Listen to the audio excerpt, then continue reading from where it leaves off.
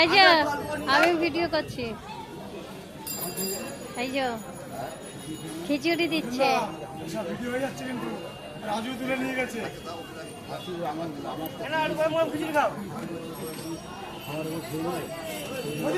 আমার তো খাওয়া হয়ে গেছে, তোমরা একবার করে খেয়ে নাও। আমি তো দুবার করে নিয়ে খেয়েছি, তোমরা খাবার খাবে দুজনা।